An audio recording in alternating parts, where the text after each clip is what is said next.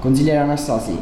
sul nuovo ISEE la sua proposta è quella di rivedere i parametri, quindi i comuni possono fare qualcosa contro le ingiustizie sociali? Certo, i comuni soprattutto, oltre che supinamente adeguarsi a delle leggi nazionali, che è ben chiaro oggi che poco riscontrano quello che avviene nelle nostre collettività, possono, prendendo quello che c'è di buono, perché il nuovo ISEE comunque può falcidiare migliaia di furbetti, possono però rivedere le fasce di reddito per i servizi soprattutto alle persone socialmente più svantaggiate, e quindi possono attivarsi. Ovvio che per fare questo ci vuole uno studio. Vedete, nel nuovo ISEE sappiamo tutti che, al di là di tanti parametri che possono essere utilmente inseriti, che prima non venivano inseriti, però vengono inseriti anche i titoli, gli assegni sociali, la cosiddetta pensione sociale, e le pensioni di invalidità o di accompagnamento. E per delle famiglie che già hanno problemi sociali ed economici, non lavorano e hanno dei figli soprattutto, o dei anche genitori che hanno questi problemi,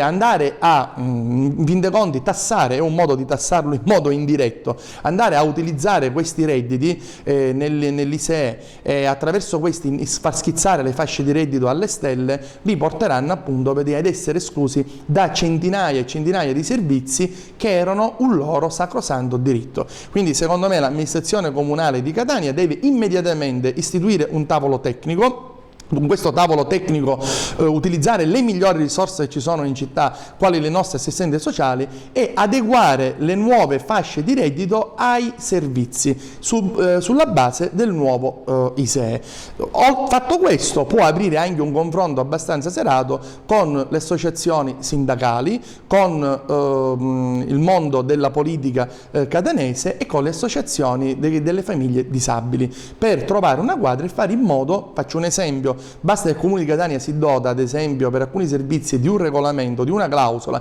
che dice che quando il reddito è esclusivamente costituito da pensioni sociali o da pensioni di invalidità o di accompagnamento, questo non viene considerato come reddito e tutto viene riequilibrato. Quindi potremmo ottenere il meglio da qualcosa che però diventa devastante. C'è un ISEE che controllerà i furbetti, ovviamente i furbetti quelli stolti, perché i furbetti quelli intelligenti avranno cura di non avere più conti correnti o titoli o di intestarli ad altri, ma fare un taglio su queste persone in qualche modo e nello stesso tempo aiutare chi è che con questo sistema verrà definitivamente tagliato fuori.